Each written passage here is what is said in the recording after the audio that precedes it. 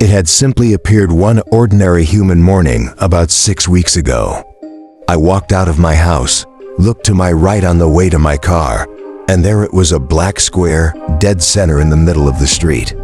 At first, I dismissed it as a strange box or something. It didn't seem worth my attention, so I drove off to get lunch. But when I returned, it was still there. This time, something was off.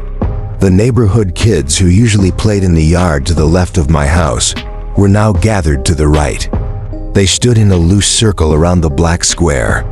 They were laughing, talking, poking at it with sticks. But something in the air felt wrong, like a low hum of unease crawling beneath the surface. I got out of my car and stood, just watching. It took a moment before I realized what was so wrong. The kids, they weren't poking at it. They were poking into it. One of the local teenagers sat on a porch behind me, keeping an eye on the younger ones. At first, I thought it was just some bizarre prank, some new thing I hadn't heard about yet. But I couldn't shake the feeling, like cold fingers brushing the back of my neck. Later that evening, around 8 o'clock, someone began knocking on our front door. It was a hard, angry pounding. 2 of my roommates were in their rooms, doors wide open, playing an online game with me. We all ignored the knocks, hoping the guy in the downstairs room would handle it. But he either didn't hear or didn't care. The knocking persisted for 15 minutes straight, a relentless hammering. Finally, one of my roommates logged off the game, stormed to the front door, and yelled, "What the hell do you want? None of us are parked in your goddamn spot." His voice sounded sharp, agitated. I slid down the hallway, curious, uneasy. It was Bill. Bill had a reputation. He was obsessed with this one section of sidewalk in front of his house, insisting it was for his food truck only. He'd knock on doors day or night, looking for anyone who dared to park there. This time, though, it wasn't about the parking. He was fuming about the black square, certain it was some prank. But as much as he ranted, something about that black square gnawed at me. I couldn't go back to the game. I wandered out into the street, the orange glow of evening falling over everything like a fever dream. As I approached the square, it shifted. The angle seemed to change with me, almost like it was watching. I tilted my head back and forth, trying to catch it from a different angle. But no matter what I did, it always looked the same, flat, impenetrable, and yet somehow alive. Anton, sitting in his garage just down the street, handed a man a bag and pocketed some cash, not even glancing my way. I didn't care. I was focused on the square. I asked Anton, "What is that thing?" "No idea, man," he said, his voice low. "But it's got me on edge. Been there all day. Thought maybe someone was watching me, but it doesn't do anything." I picked up a stick. The kids were messing with it earlier. Anything happen? Nah. But as I stepped closer, I noticed something deeply unsettling. The square, it didn't behave like it should. As I moved nearer, it seemed to grow, larger and larger, far faster than it should have. My mind tried to grasp the dimensions, but it couldn't. Far away, it looked normal, just a black square. But up close, it felt like it was reaching for me. I had to know what it was, but at the same time, every fiber of my being screamed at me to back away. The surface, no light, no reflections, nothing. I'd seen Vantablack before, that super dark material that absorbs almost all light, but this was different. It wasn't just an absence of light. It felt like an absence of reality. My stick encountered no resistance as I moved it forward. It just disappeared into the blackness. I took a step, then another, and each time the square loomed larger, its edges impossibly sharp. No matter how I shifted, I couldn't get a look at it from the side. It was as if it existed only in my perception. The worst part, though, was the lack of shadows, no depth, no form. Just a black hole in the fabric of the world, waiting for something, or someone, to fall in. And something told me that if I looked away for too long, I might be the one it was waiting for. It felt as though I had slipped into a twisted television show, reaching forward into a digital realm that wasn't supposed to exist. The studio lights glared from somewhere off-screen, illuminating the stick I held as I ventured into that eerie void. It was like I was probing a CGI backdrop, swinging my branch left and right with no edges to strike. The pointed end transitioned seamlessly from the ultra-black abyss to the vibrant green lawn, with no resistance at all. At that moment, the reality of our situation sank in, and I could see the concern etched on Ty's face. He was usually the cool one, but now, he looked as though he'd just stumbled into a horror movie. "Let's make sure nobody goes near this thing," he said, forcing a nervous laugh. We had no homeowners association, no community watch. Word of mouth would have to suffice. Bill was 2 houses down, still banging on doors like a man possessed, inadvertently warning the neighborhood of our strange intruder. A few neighbors peeked out, eyes wide with curiosity, while I noticed a girl named Idle inching closer, studying the black square from a distance. She shivered, pulling her headscarf tighter around her shoulders. As she approached, I reflexively smoothed out my shirt, trying to appear casual. She paused just short of Anton's driveway, her brow furrowed. "What is this square?" she asked, her voice barely above a whisper. We exchanged glances, unsure of what to say. "Did you call the police?" she pressed, looking directly at me. Anton leaned back in his chair, a smirk playing at the corners of his lips.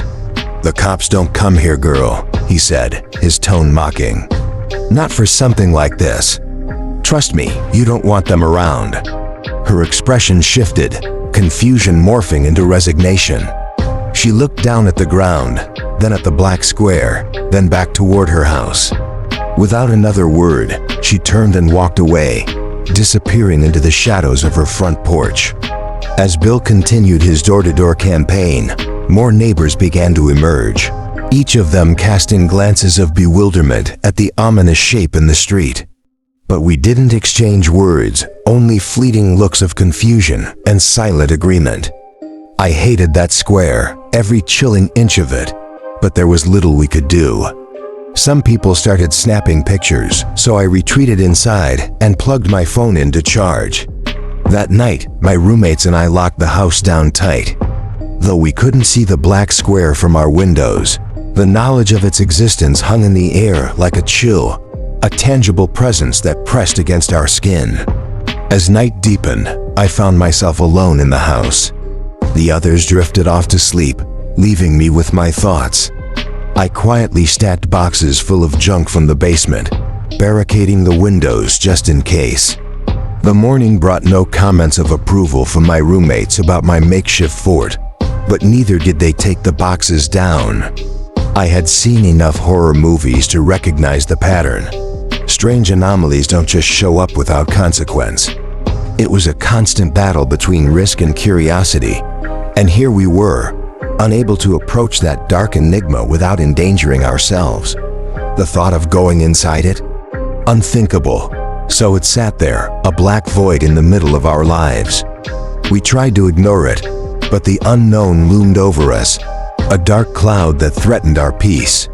Each morning for a week, I would steal a glance at that eerie shape, wondering if it was watching me in return. Or worse, what if it was a portal to something unimaginable, a hole leading to nightmarish entities beyond our understanding? The mere thought of clawed creatures lurking beyond our reality sent shivers down my spine. A simple wolf or bear on the loose would have warranted emergency. And yet here we were, in the presence of a potential horror that could materialize at any moment. One night, as about 8 friends gathered at our place for board games, Idolized again asked if I would call someone. This time I agreed, but who? I found a couple of numbers for local news channels and sent them my photos. They laughed at me, saying it looked like a Photoshop prank. I insisted, no, it's just a black square. They told me to call back when I had something scarier. I considered the military, but how does one even call the military? I didn't have their number. So each night, I found myself on hold with various faceless institutions, repeating my story verbatim. There's a strange anomaly in my neighborhood. I need someone to take a look. Most secretaries hung up on me, but finally, I found one who chuckled. Watching some X-Files tonight? He asked. No, I've been trying to contact someone about this for a week. But the more I spoke, the more I felt the weight of the black square pressing down on me, as if it were waiting, patiently, for me to give in to the fear that clung to my throat like a noose. Let's imagine, just for a moment, that I'm being serious. Is there some clandestine group I can call about this? Maybe I should just ring up Area 51. They'd know what to do. Come on, there has to be some guy out there who takes weird phone calls and checks them out, right? Fine, I said, and after a brief moment of hesitation, I finally gave him the number. The next morning brought a strange promise.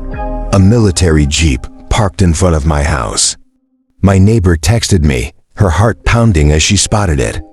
I hurried outside, and there he was, a lone man, only slightly older than me, staring at the black square with a haunted expression. When our eyes met, he cursed under his breath. What the hell? He muttered, pointing at the square. It's been sitting there for a week and a half, and nobody's moved it? He shuffled to the back of his Jeep, pulling out a tripod and a camera. You going to call in the big guns? I asked, desperate for reassurance. Someone's going to take care of this, right? He didn't answer. Just glanced back at me before climbing into his Jeep and driving away, leaving the equipment running. Progress, I told myself. Someone knew, at least. But as the day dragged on, my optimism faded. One by one, neighbors began boarding up their windows. No one asked why. We just did it. I found myself at the hardware store, explaining our peculiar mission to bemused employees, grabbing boxes of nails and planks of wood. My heart sank when the first board splintered and left a gash in the wall, but I figured our security deposit had long vanished. With every nail hammered into place, I felt an oppressive weight bearing down on us. We kept the curtains drawn between the glass and the wood, hoping our landlord wouldn't notice our fortifications, though he'd certainly see the neighborhood transforming into a fortress of boards and bars. Would he lower our rent? Unlikely. That evening, my roommates and I indulged in our first drinks together in months. The neighbors joined in too, their homes becoming eerily similar as they sealed themselves away from whatever lay beyond. We were united by an invisible thread, a shared understanding of the darkness lurking outside. Yet we couldn't speak of it, even as it loomed closer with every passing hour. As night fell, someone ignited a bonfire in the backyard, the flames flickering and casting grotesque shadows that danced like specters. I felt an unbearable tension in the air. The black square was a threat, a potential harbinger of doom that might come alive at any moment. Yet here we were, forced to pretend it didn't exist. A strange defensiveness crept into our conversations. This was our street, our home, and none of us could afford to abandon it. The black square had to be harmless. Otherwise, we'd be facing something unfathomable. Whispers began to circulate, people claiming there was nothing wrong at all. As the agitation grew, I could feel the mounting dread tightening its grip on us all. I finally escaped the suffocating block party, my desire for a drink burning hotter than ever. I stumbled into the nearest bar and by sheer chance, found myself seated next to the soldier who had set up the camera. He was already half drunk, swaying slightly, his eyes bloodshot. "Oh, it's you," he chuckled darkly, his laughter scraping at my nerves. Relief washed over me to see he was still around. "So, are you guys going to do anything about that black square once you collect enough info?" I asked, hopeful. His expression shifted. "Guys, it's just me," he said, his voice thick with disdain. "My whole department got wiped out by the new administration. I'm the only one left." I blinked, confusion swirling in my mind. "So, are you waiting on new hires?" He shrugged, a lazy, exaggerated gesture that hinted at despair. "It's been 7 months. Nobody talks to me." No emails, no calls, nothing. I'm thinking maybe they just forgot I exist. The hair on the back of my neck prickled at the thought. Well, what are you going to do about the black square? His laugh erupted from deep within him, a belly laugh tinged with bitterness. Brother, there are 47 anomalies in Ohio alone, and I'm the only one left in this state to handle that shit. Just be grateful yours isn't, I don't know, turning people into meat puppets while they sleep. I froze, dread pooling in my stomach. Wait, what? The question hung in the air, a chilling reminder of how little we truly understood about the darkness creeping into our lives. He stood transfixed, staring at the venue's long mirrored back wall, his body frozen except for the tight clenching of his jaw as he ground his teeth. Then, without warning, a figure suddenly slapped me on the back, breaking the tension. Nothing dramatic, just playing, he said with a slurred grin. He tossed some cash onto the bar and stumbled away, leaving me to call after him. What's your plan for the square? He paused just long enough to glance back over his shoulder as he neared the exit. You're on your own, brother. I squeezed through the crowd and stepped out into the night, shadows creeping in all around me. And what about the 46 other anomalies? I shouted after him, but he kept walking, shrinking into the distance. Was it really possible that no one was manning the defenses against these horrors? Had we simply opened a gateway to danger with no one to respond? Was hoping for the best our only plan? What kind of plan was that? By the time I returned home, I was more agitated than ever. 3 weeks had passed since the black square appeared, and suddenly, the majority had convinced themselves it was harmless. We had shared nervous laughter and fearful glances, but now the tide had turned. Any hint of skepticism marked me as an outsider. If I dared to glance suspiciously at the black square, someone would confront me, ready to defend it. By the 4th week, those confrontations morphed into veiled threats. Bill stood on the sidewalk that first day of the 4th week, his massive frame looming as I returned from a card game. He approached me with an angry glare. "Stop causing trouble," he growled, no sugarcoating to soften his words. "Are you talking to me?" I asked, taking a wary step back. "You're the problem here," he barked, voice low and dangerous. "You're pissing people off and going against the grain. People want to sleep soundly, and they can't do that if you fill their heads with nonsense." "If it's nonsense," I shot back, "then why are your windows boarded up?" He clenched his fist, his anger palpable. "Because that's how it's always been around here. Everybody does it, always has." "What the hell are you talking about? It was just last month you slugged me in the stomach." With nothing left to say, I turned away. He glared from the sidewalk as I retreated, closing the door behind me with a shudder. 2 mornings later, screams shattered the dawn. 9 of us rushed out of our houses, makeshift weapons clutched tightly in our hands. The commotion led us to a house a few doors down, where horror awaited. Someone's window had been shattered, the wood beyond clawed it savagely, leaving behind traces of Azure ICHOR. "This has to prove it," I shouted to the gathering crowd. Something came out of that black square and tried to break in. But the single father with 2 daughters shook his head, skepticism etched into his features. "Of course, you'd say that," he replied. "How'd you do it?" Instantly, all eyes turned on me and I began to back away. "What Bill said," I stammered. "It's likely." "What did you use to make those marks? What was that blue crap? Is it toxic?" The accusations rained down like blows. "You put Ethan's girls in danger by throwing toxic blue sludge onto their house. You're gonna pay for that window." "What the hell is wrong with you people?" I gasped, clutching my bag and continuing to retreat. Just then, a neighbor emerged from their home, asking others what was going on. I felt the group pull back, but the hateful glares from Bill and Nathan burned into my back as I hurried away. "Boy, you're gonna get yourself killed," Anton warned as I crossed his driveway, shaking his head. Whispering, I asked, "What?" "By insisting that the physics-defying anomaly in our street is possibly dangerous?" "I'm just saying," he replied, lowering his voice. "I sit in front of that thing all day, and it freaks me the hell out. But I don't say a word to anyone else. The neighbors are more dangerous than that thing. Just keep your head down." As I stood there, the shadows deepened around us, the weight of unspoken fears wrapping tighter, suffocating any hope of safety in our delusions.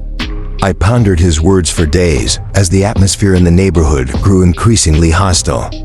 More claw marks and strange azure liquids appeared nightly, signs of an unseen menace creeping closer.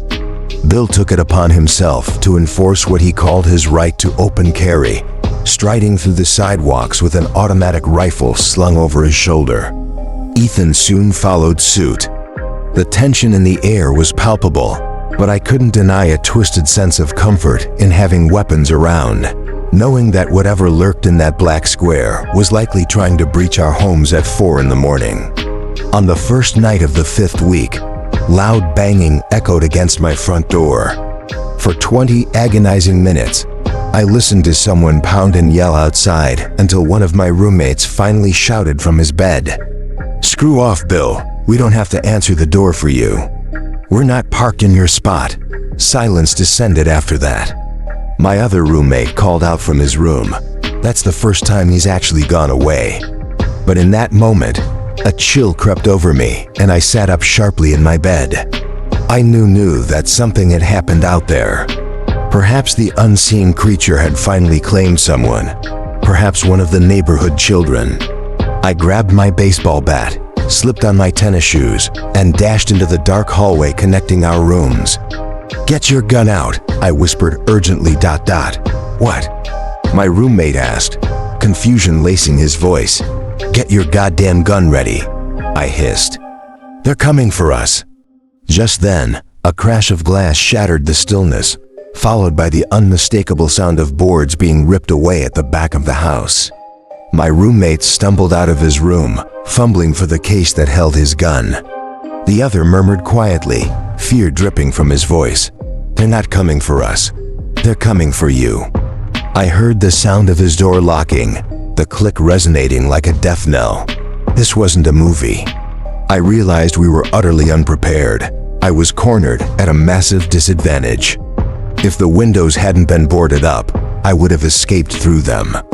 I moved carefully through the board game room, avoiding creaking floorboards, my heart racing as a large silhouette emerged from the shadows, a wide-open target.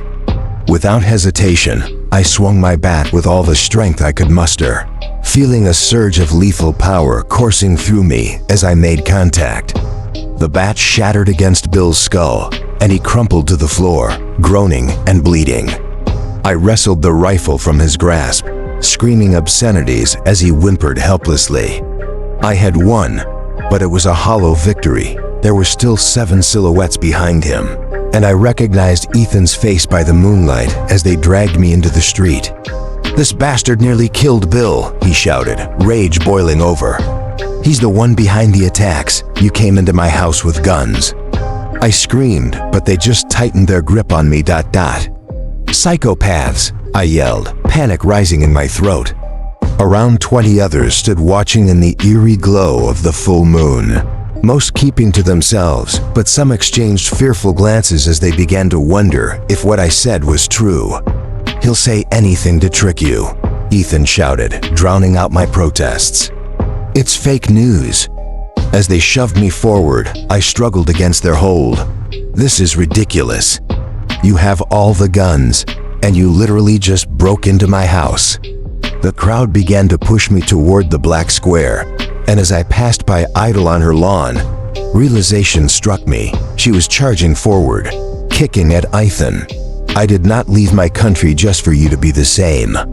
One of the men stayed behind to restrain her, but her distraction nearly allowed me to escape.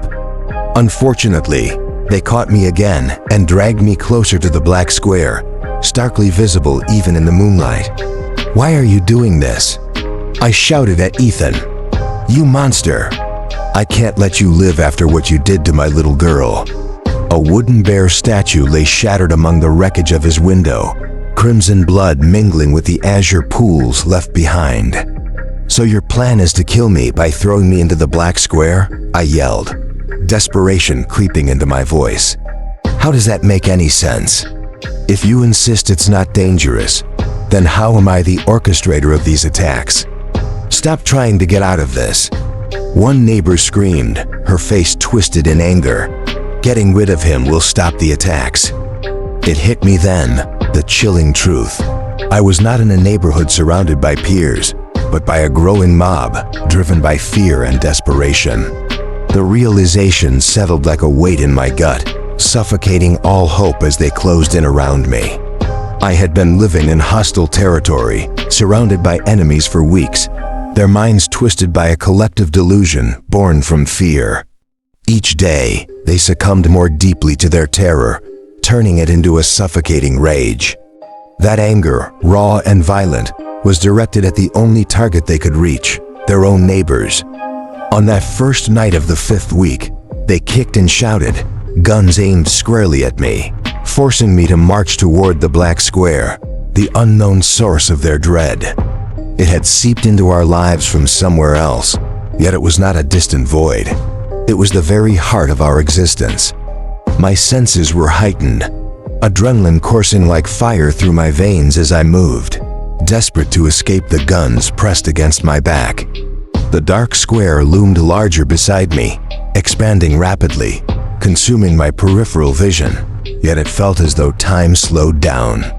I expected to pass through an invisible threshold, a door leading to the secrets I had sought for weeks with sticks and ropes, but it never came. I pressed forward, half in the world I recognized, half swallowed by darkness. When I turned to look back, Ethan and the others seemed impossibly distant, their figures fading into the shadows. My mind raced, struggling to process the shapes and curves around me, but I felt a chilling certainty. I could walk forever, and the black square would always remain, a looming presence against half of me. But somewhere within, I sensed an unseen drop off a precipice. Perhaps the true door lay hidden within the black square, an otherworldly entryway to something beyond our comprehension. I dropped to my hands and knees, crawling cautiously. I couldn't afford to stumble into the abyss. "Don't bother." A voice shouted from the distance. "You're going over, and there's no way out of this." And there it was, the edge. The black square consumed exactly half of my vision, stretching directly above, left, right, and down the paved street beyond Bill's and Anton's houses. A place I had stood upon countless times, now transformed into sheer nothingness. It wasn't dark in the way I had always known. A strange light emanated from below, illuminating my face, eyes, and mind with an eerie glow. It was a ghastly sight, a color I had never encountered in our world, a hue that defied comprehension. The illumination revealed everything with a chilling clarity.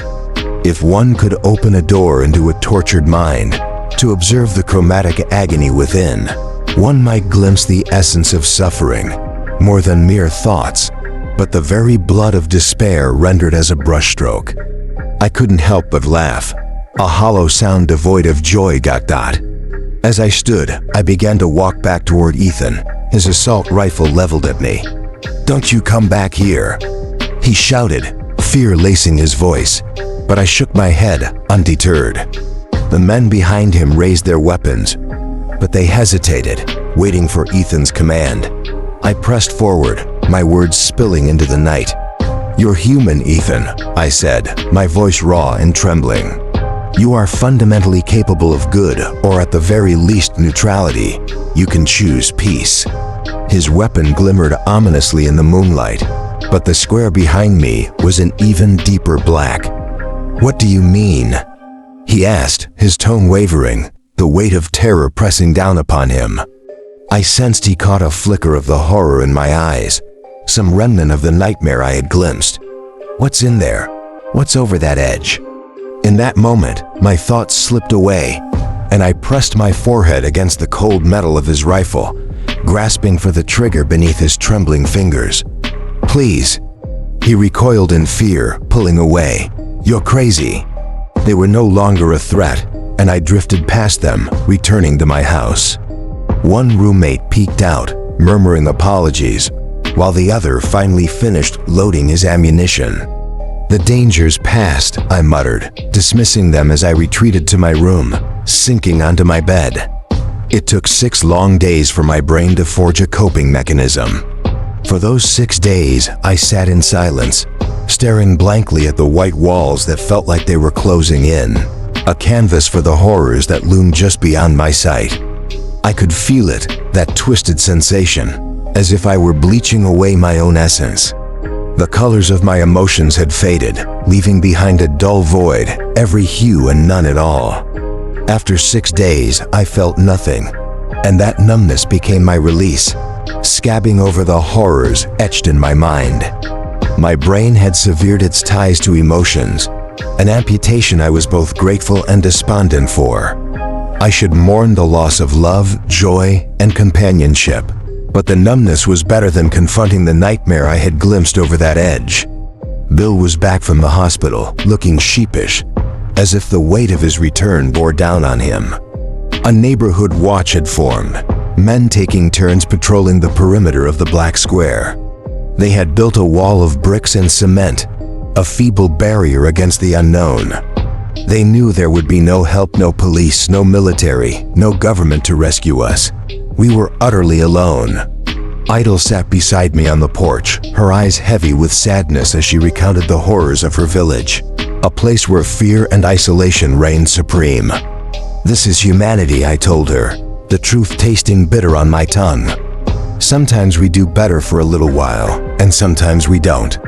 She opened her mouth to reply, but Bill approached, settling down beside me. He rubbed his bandaged hand, guilt etched across his features. "I'm sorry about what happened last week." I kept my gaze fixed on our armed neighbors, their vigilance almost palpable, like a shroud hanging over us. "It doesn't matter," I muttered, dismissing his concern.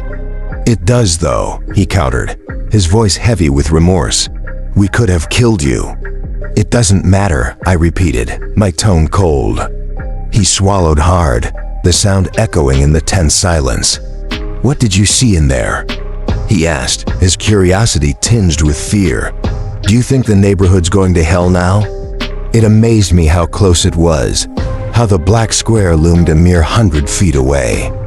We were alive, breathing, eating, talking, all while that malevolence lurked in the shadows. "It's always been here, Bill," I said, my voice low and unsteady. "The only thing that changed 6 weeks ago is that we can see it now." The neighborhood had grown quiet, our conversations dwindling to whispers as we sat in our collective dread. Each day bled into the next, night stretching endlessly with the black pit hovering just beyond our sight, a monstrous presence waiting to spill forth its ungodly hordes. I didn't need to describe what would emerge, for deep down, we all knew what lay beyond that threshold. "Sometimes we do better," I said softly, "but sometimes we don't."